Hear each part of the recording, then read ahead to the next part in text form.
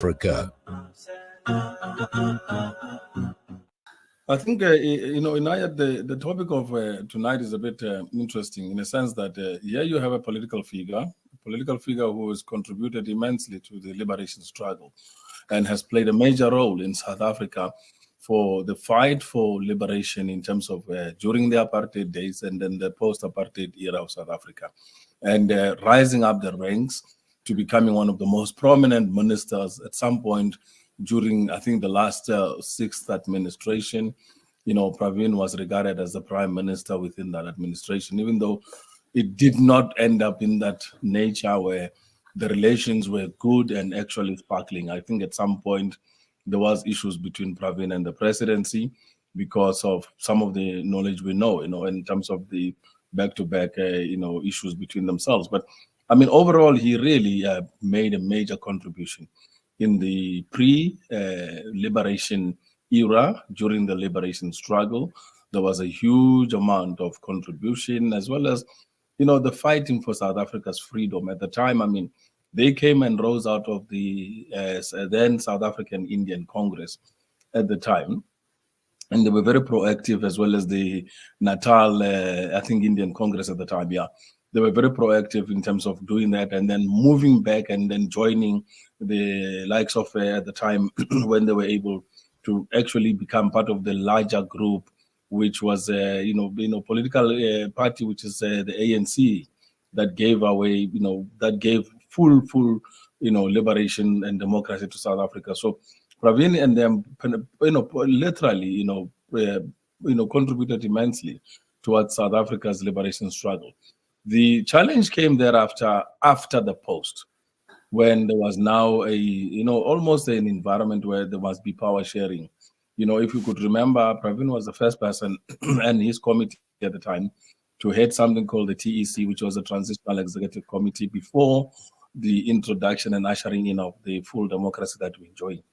As well as post that, he became very instrumental as a very strong, cadre in terms of the structures within the ANC, to a point where he was actually even appointed to become the commissioner of SARS. And then post that, he became the minister, and he was a minister of treasury at some point, and has been in that role until he was moved from treasury into the post of being the Minister of Public Enterprise.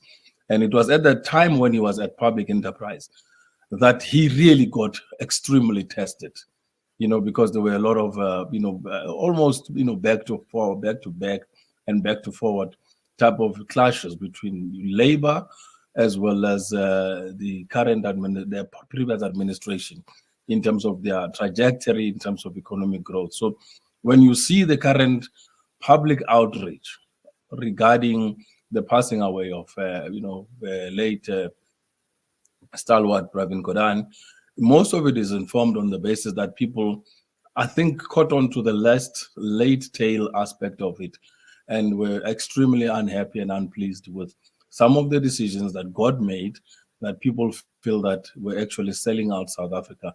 And that's why there was a huge sort of outbreak in public and media outcry. We neutral people when it comes to opinion and views. So we don't hold daggers, as well as views that are either vicious or kind towards. We just open analysts in terms of what we say and what we see in happening in the media. He made a major contribution towards the liberation struggle. He made a major contribution towards the institutionalization of South Africa. Their path in terms of a fork happened when Pravin was removed as a minister of treasury, and in that little scuffle, there was a role played by major WMC, which is a white monopoly capital, in terms of reinstating him back into that position again. But and there was a demand that they wanted to have a certain particular candidate, and then thereafter he was reintegrated back into government, not necessarily into treasury, but given another opportunity to play other roles in ministries. That's why he came back as a minister of public enterprise, etc., etc.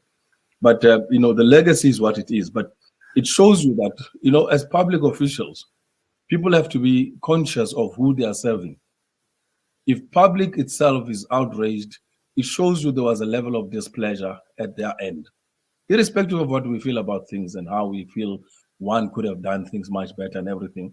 And you're still going to see a lot of that outrage happening with other ministers, other cadres, other people coming after this, because now we're at an age where the top tier sort of struggle icons of South Africa, the likes of those that have lived during the apartheid days and were very active and were the liberation stalwarts, when they're passing on in today's era and age, most of the reception towards their passing on is not going to be received in the well manner as well as a much more appreciated environment. There's going to be a bit of an outrage, and what you're seeing right now is exactly that, the later disappointment. But again, some of it is informed and some of it is misinformed. Well, shukran for that, Adil. And let's bring Matthew into the discussion. Now, when we're looking at Pravin Gordhan, clearly, as Adil articulated, a lifetime of service, and he rose, against apartheid. We've seen his political life, how it has obviously taken a turn over a period of time. And personally, I've had the opportunity of doing a face-to-face interview with the late minister. And at that point in time, I found him to be very, very astute, Matthew, but also looking at this lifetime of service that he's given to the movement, to the government as well. And more importantly, Adil's pointed out the whole issue surrounding the labor movement. Now, we know COSATU very much a part of the tripartite alliance together with the SA Communist Party as well. And just looking at this relationship between Pravin Gordhan and the labor movement, Matthew. Yeah, no, thanks for having us. Look, I think first we mourn the loss of Pravin Gordhan. We wish his family well. And I think we also want to appreciate his family for sharing him with us as a country, as a liberation movement for many, many years. He could have lived a comfortable life as a pharmacist, but he chose to stand up against the apartheid regime and to undergo horrendous torture in detention. I think a level of torture and abuse that peacetime heroes today will not be able to imagine. He played a critical role in the drafting of our constitution, our democratic constitution, which compels the state to uplift and to invest in our disadvantaged communities. And, as Adil said, he built SARS into a formidable world-class machinery. And because of the capacity of SARS to collect tax revenue due to the state, it has been able to anchor the entire transformation agenda since 1994. So the 27 million South Africans who receive social grants, the free basic education and meals across our townships, the hundreds of thousands of kids going to tertiary education through NSFAS, the 4 million plus RDP houses have been built by the state, the subsidized public transport, metro rail, buses, etc. That's Pravin's legacy. That's something which has benefited working class communities over the last 30 years and will continue to benefit them. And the fact that we have South Africa's SARS today, who doesn't mind what is your stature in life. You can be a president, you can be whatever you are. If you owe money to the SARS, you will have to pay that money. That's the kind of institution that he built. So Adil is right in terms of building institutionalizational capacity in a democratic state.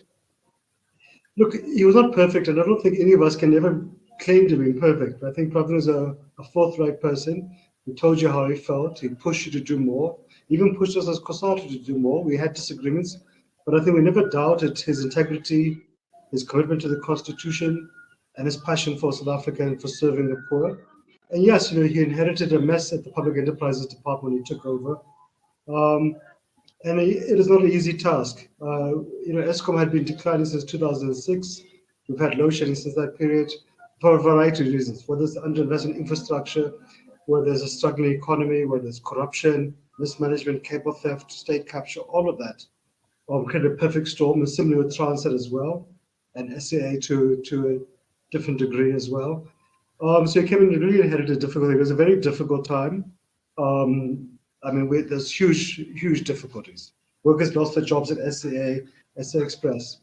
The economy was on its knees because of load shedding. Last year, January, we had about 12 hours of load shedding a day, absolute devastation. But today, I think, we're beginning to see the fruits of that work, very difficult work, by Pravin, by others like Sputla, Ramokgopa, and so forth, by workers across Eskom, Transnet, SAA. Now today, we've not had load shedding for five months. Not out of the woods yet, but that's real progress. Transnet today, it's still in deep troubles compared to when it was transported 30 years ago.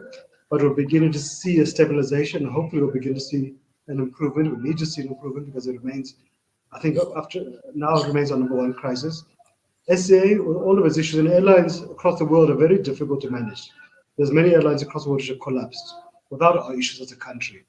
But SCA today is flying once again.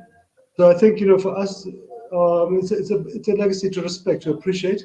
And he could easily, in fact, he actually should have retired 5 years ago to spend his final chapter of life with his family. It's a tragedy that he just retired months ago and is not getting to enjoy his retirement with the family.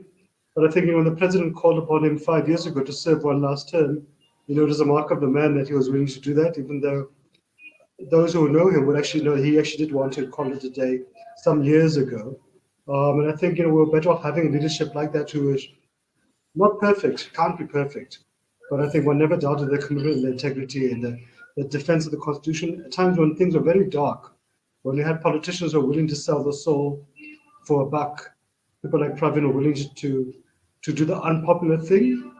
And I don't think we should worry too much about what Twitter says. Whatever you say on Twitter, you'll be condemned. That's the nature of social media. But I think mark him against the Constitution, mark him against what he did in government, and the defense of the rule of law. And as Adil says, when times are dark under apartheid and even under democracy, he stood up to be counted. I think for us, that's the legacy he leaves.